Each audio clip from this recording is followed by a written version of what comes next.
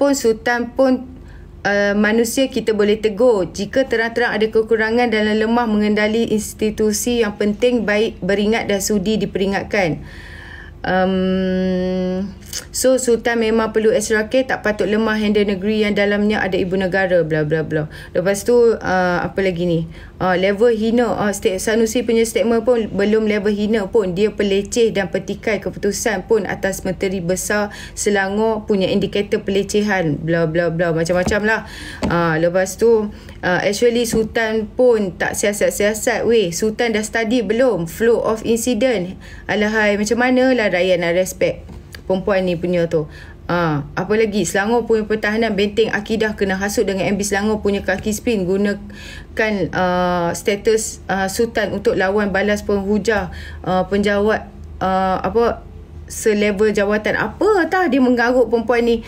Okey lah, saya nak beritahu di sinilah. Okey, saya mengucapkan tahniah kepada orang PAS kerana telah melahirkan lebih ramai Sanusi yang menghina institusi diraja Melayu. Lebih ramai lagi saya rasa Sanusi dilahirkan. Adakah korang nak jadi PAS ni adalah nak jadi parti yang anti kepada Sultan? Saya nak tanya yang itu aja. Jadi sekarang ini satu perkara lah yang kita kena lihat berkenaan dengan isu yang tular sehari dua ni, dan juga berkenaan dengan mulut Sanusi ni. Okey, pada saya, mulut Sanusi yang celupa, mulut Sanusi yang celupa, orang lain yang dikadamkan, dihina-hina, dianjingkan, menganjing lah, dia menganjing orang lain, dikadamkan orang lain dan sebagainya. Okey, dan kita harap beberapa hari, pada hari ini penyokong Sanusi bertenang, berhenti koyak, jangan koyak sangat. Kita pun tak pernah faham kenapa kita pula yang jadi sasaran kemarahan mereka, padahal yang siasat adalah polis, yang dakwa adalah AJC, yang lapor Dewan Diraja Selangor, yang kata belum selesai Sultan Selangor, tapi kita pula yang dimaki hamun oleh mereka ni. Nampak tak? Jadi mereka salahkan kerajaan, tapi itu pun lebih baik at least Perdana Menteri sampai ke timbalan menteri dan ahli-ahli parlimen tu kita nampak adalah gaji. Perdana Menteri tak ambil gaji, tapi yang lain-lain tu adalah gaji. Betul tak? Ni kita ni yang buat live ni sebagai orang paling depan berhadapan dengan Walau ni, kita pula dituduh bukan-bukan. Sebab apa? Bukan pun mereka baca. Kan? Tapi kita ni nak tanyalah, apa dosa-dosa kami yang bercakap pasal kebenaran ni sampai dilemparkan tuduhan bertubi-tubi dengan pelbagai tuduhan dan gelaran. Saya nak tanya. Sebab itu, apabila mereka claim mereka ni pejuang Islam dulu, hari ini atau in the future, kan? Saya tidak pernah nak mempercayainya, dan kita tak patut mempercayainya. Sebab diri mereka tidak melambangkan apa yang mereka cakap. Mereka boleh claim, mereka boleh claim yang mereka ni adalah parti yang terpaling Islam lah sebab ada nama Islam. Tetapi bagaimana dengan akhlak mereka ni? Akhlak mereka tidak melambangkan akhlak orang Islam. Dan yang paling tak jujur itu adalah mereka sendiri. Mereka telah menunggang Islam, mereka menggunakan ayat-ayat suci Al-Quran dan sebagainya, fitnah orang, maki hamun orang, yang dilakukan secara serentak. Itulah juga yang contoh ditunjukkan oleh pemimpin-pemimpin diorang ni. Jadi dengan akhlak yang sebegini, kan, bagaimana korang nak menambah hati orang untuk lebih dekat kepada parti kamu, lebih dekat kepada pemimpin kamu, sedangkan apa yang kamu bawa ini lebih kepada, aku nampak macam sangat ekstrim lah, kan. Jadi menghina raja. Dah sekarang ini yang celupa tu mulut dia sendiri, bukan orang buat dia buat diri dia sendiri, self inflict, kan. Dan seperti yang saya tunjukkan tadi, yang nama akak tu tadi, kan, Wan Nur Ain tadi, Mina tu tak merasa lagi duduk dalam lockup. Tu yang galak, hina Sultan, mempertikaikan dan sebagainya di dalam Facebook. Kau menulis mempertahankan Sanusi. Tapi bila kau kena kutip, percayalah Sanusi tidak akan mempertahankan kau pun. Kau akan terkontang-kanting seorang diri di lockup nanti. Ahli-ahli politik ni akan menjauhkan diri daripada kau. Siapa nak bela kau? Jadi kau bolehlah, adakah berbaloi kau mempersoalkan Sultan, kau pula cakap macam-macam, tulis macam-macam, memperlekehkan Sultan dan sebagainya. Aku tak nampaklah benda tu sebagai satu perjuangan pun. Kau boleh, yang boleh tolong kau nanti keluarga kau juga yang susah. Keluarga kau juga yang bayar ikat jamin dan sebagainya. Tapi biarkanlah. Sekejap lagi kalau kita report orang macam ni, lepas tu dia play victim, dia kata apa? Dia kata kerajaan ni kejam dan sebagainya. Kau yang self-inflict yourself. Kau yang buat keadaan itu jadi begini. Lepas tu kau nak salahkan orang lain. Kan? Okey, baik. Jadi semakin orang macam ini menulis, semakin ramai akan bertambah benci kepada parti yang menggalakkan kebencian.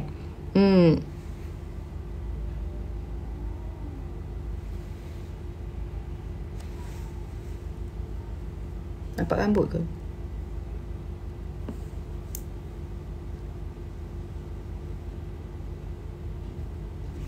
Sekejap, betulkan. Macam nampak rambut je. Okey.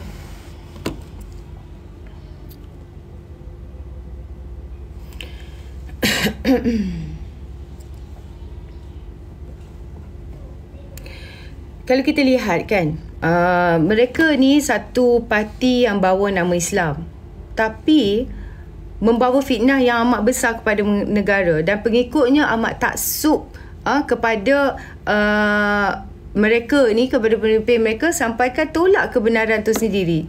Okey, kalaulah katakan satu harilah ada undang-undang yang membolehkan supaya ditarik balik parti, mana-mana parti yang menggunakan nama agama ni supaya tidak digunakan nama agama.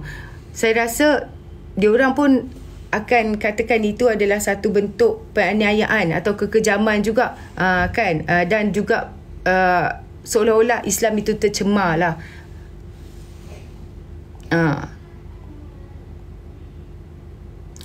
Okay, one more thing yang diorang duduk ratib hari ni berkenaan dengan LCS tu. Aku hairan betul sebab walau-walau ni dia malas membaca tau. Dia malas membaca. Kenapa aku kata malas membaca? Berkenaan dengan LCS ni, penyokong PN ni bila kita kata malas membaca, sebab apa dia malas membaca? Sebab itulah dia terpedaya dengan pemimpin-pemimpin mereka. Senang cerita begitu. Kalau malas membaca, dia jadi tak tahu cerita. Maka dia suka menyebarkan tomahan dan mudah percaya kepada pemimpin-pemimpin mereka lah. Okey. Contoh macam LCS seperti aku kata tadi kan, banyak diratib oleh walau-walau ni. Siasatan LCS tu sendiri tak pernah berhenti. Tidak pernah. Okey, tahun lepas bekas Panglima TLDM Tan Sri Ahmad Ramli Muhammad Noor didakwa di Mahkamah Session atas 3 tuduhan percamaran dan membabitkan dana syarikat lebih berjumlah 21 juta. Lebih daripada 21 juta jumlahnya berkaitan dengan LCS pada tahun 2010 dan 2011. Okey. Mesti korang tanya, kenapa tiada tangkapan besar? Kenapa tiada ahli politik didakwa? Okey. Ini kena tanya SPRM. Mereka yang menjalankan siasatan ke atas skandal LCS dan ia bukan disiasat oleh orang politik pun, tetapi disiasat oleh SPRM. Okey. Jadi mungkin korang boleh dapatkan, kalau korang nak tahu sangat, dapatkan fakta daripada Ketua Pengarah SPRM berkenaan perkembangan kes betul atau tidak kerugian disebabkan oleh penyelewengan ataupun kelemahan pentadbiran. Pertama, bila kes selesai disiasat, berapa lama tempoh yang akan diambil? Dan semua jawapan ini ada pada SPRM, dan orang awam seperti kita ni tak ada akses sama sekali. Betul tak? So, apa yang dilaporkan media, itulah yang kita tahu. Jika media tidak melaporkan, kita pun tak reti kita pun tak nak buat pala tahu sangat. Nanti itu telah melanggar undang-undang. Jadi jawapan yang bakal ada pada kita hanyalah perkembangan pembinaan LCS dan kelemahan yang menyebabkan ia gagal pada masa lalu. Lepas tu siasatan pemantauan perkembangan LCS diketuai oleh Datuk Mas Emiati Samsudin, Ahli Parlimen Masjid Tanah. Jadi dia adalah pengerusi PAC. Dia pengerusi PAC. Jadi bila dan dia juga Ahli Parlimen Perikatan Nasional. So PAC sedang siasat kemajuan pembinaan LCS. Dan telah memanggil saksi-saksi penting dan akan memanggil saksi-saksi penting. Ini ada kaitan dengan sejarah lampau dan ini juga akan menjadi peringatan supaya tidak mengulangi kesilapan yang lepas. So, apa yang telah berlaku pada masa lalu menyebabkan kapal tak siap-siap, dan PAC akan membentangkan show-nya nanti dan akan masuk di Parlimen. Laporan LCS ni akan masuk ke Parlimen selepas laporan PAC ni siap, kan? Dan jangkaan adalah pada awal Oktober, dan ia boleh jadi lebih lewat atau awal lah, sama ada betul Oktober ataupun awal sikit ke, something like that. So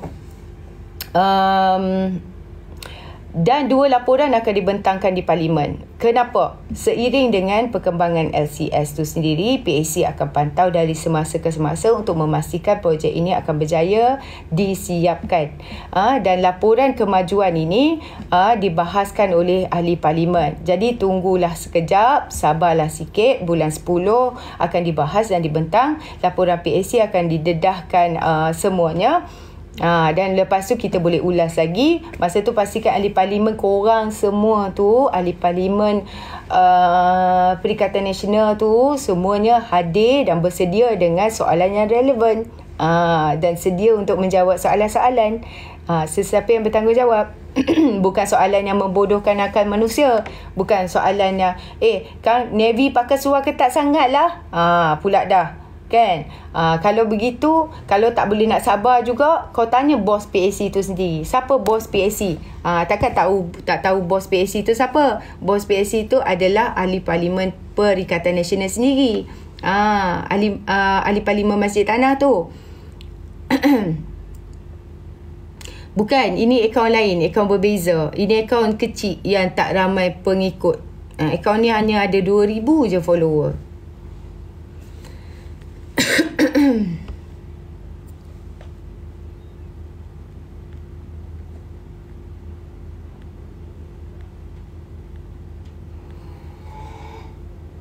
Akaun yang satu lagi untuk promote nanti.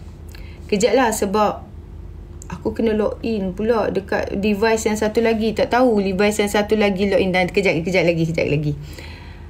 Dua-dua yang ni masuk kat atas kan. Naik kotak.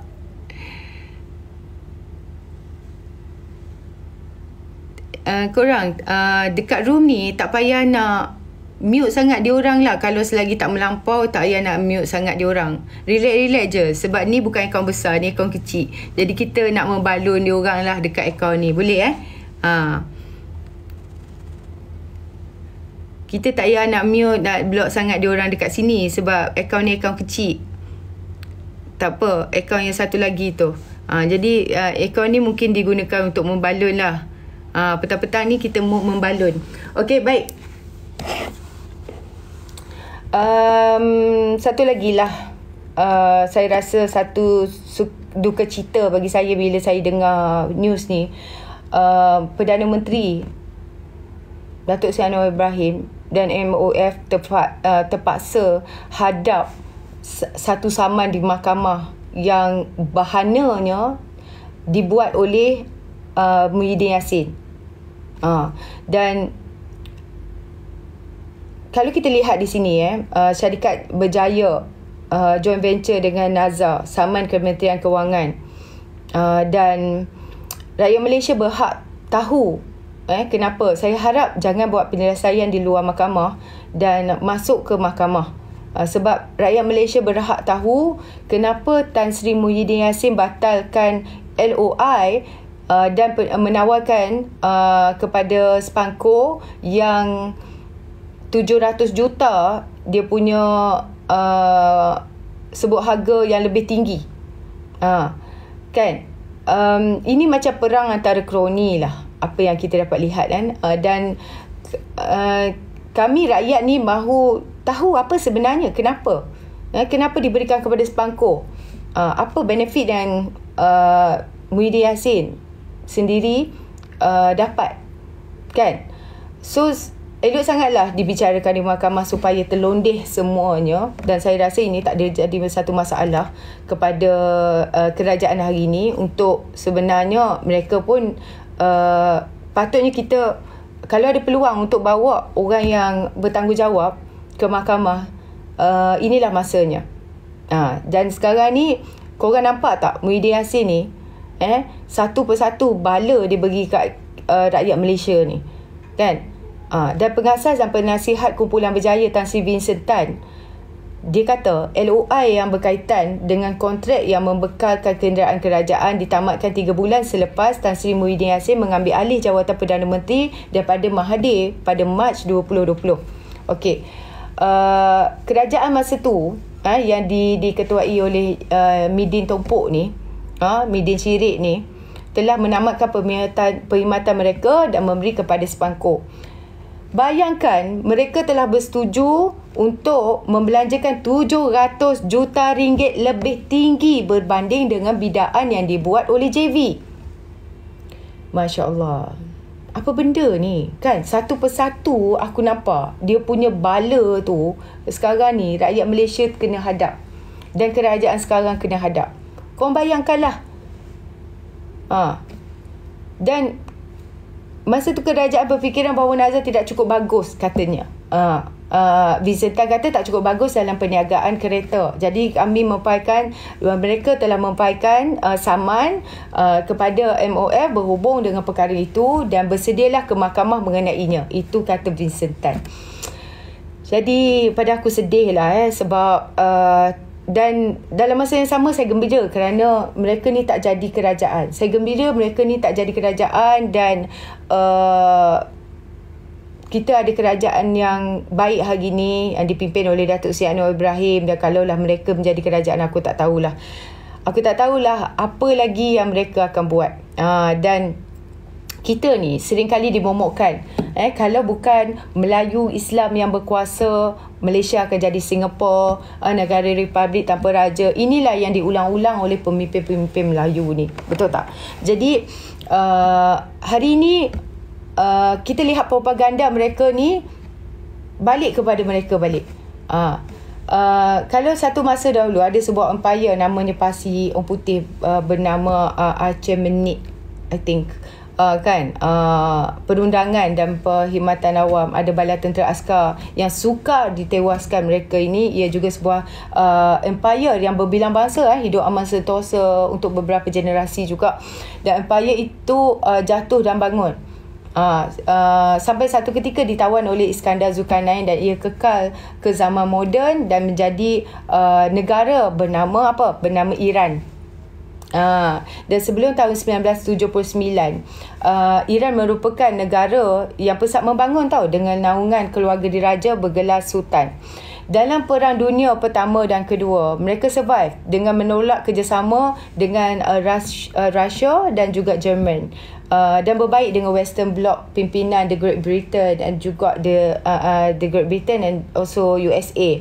Okey, Iran selepas zaman perang pesat membangun sebagai sebuah negara moderate dan progresif. Ia sebuah negara moden berbilang bangsa, punyai pendidikan bertaraf dunia, kan. Hinggalah pada tahun 1979 apabila resolusi Iran ni tercetus, segmen ulama Iran, majoritinya pemimpin pembangkang, menghasut rakyat supaya membuang sultan. Yakinkan mereka. Jadi mereka ni yakinkan mereka, negara tak perlu sultan, kita tak perlu jadi, kita boleh jadi Republic of Iran dan sebagainya. Lepas raja ditumbangkan dari tahun 1979 hingga sekarang, negara Iran dipimpin oleh keluarga Khomeini. Hanya 2 presiden hingga kini. Mula-mula bapa, lepas tu bapa tu pas dekat anak pula. Jadi Iran dari negara moden yang progresif, jadi negara yang autokratik. Dikuasai oleh seorang supreme leader, ulama katanya, kebanyakannya rakyat ni pajak otak kepada dia. What he say goes, it goes. Kan, ini adalah pusat, kita tahu Iran ni adalah pusat ajaran Syiah bagi seantero dunia lah. Dan adakah Iran makin kuat dan terjaga? Tidak. Mereka disisir oleh dunia sebab bangunkan nuklear. Rakyatnya ramai yang takut dan menderita. Hak asasi terjejas. Tahanan politik tak payah ceritalah. Siapa saja melawan Supreme Leader akan dihukum cengkaman kuasa cara Syiah. Tak perlu kita nak ulas panjang berkenaan dengan itu, tapi korang boleh cari sendirilah fakta mengenai negara tersebut. Kita sudah dengar beberapa pemimpin yang besar, sekarang ni pemimpin lama, menghasut rakyat mengenai raja. Iaitu tahu kan, Tun M sendiri dia sekarang ni dah disiasat kesnya. Ada seorang negarawan yang kata raja kita lupa bangsa. Baginda hanya pentingkan Cina. Ingat tak? Dan dah dilaporkan kepada polis dan dikatakan dalam siasatan juga. Lepas tu ada seorang pemimpin PAS yang saja api-apikan, kononnya banding-bandingkan Raja Negeri dia dan Raja Negeri Selangor. Faham kan maksud saya? Apa yang kita lihat di sini, bibitnya sudah ada. Hasutan ke atas institusi itu sendiri. What if propaganda menukar Malaysia kepada negara republik itu betul? But instead of Singapore yang kita selalu momokkan, kita tengok orang Melayu di Singapura hidup dengan aman sejahtera saja. They want us to be like Iran? Adakah begitu? Kononnya ulama berkuasa, tetapi tengok keadaan Iran hari ini. Bukan ulama yang bagaimana? Adakah ulama yang menunggang agama untuk purpose politik mereka? Orang Melayu harus bertanya, kita ni siapa tanpa raja? Maka akan hilanglah identiti bangsa. Instead of Melayu Malaysia, kita akan jadi Melayu apa? Kita nak jadi Melayu macam Melayu Arab yang macam Iran tu. So scary sebenarnya. Okay, boleh kalau nak naik. Dah penat dah cakap sangat. Apa pula Malaysia dengan Iran? Well, you know who's pro kepada sana.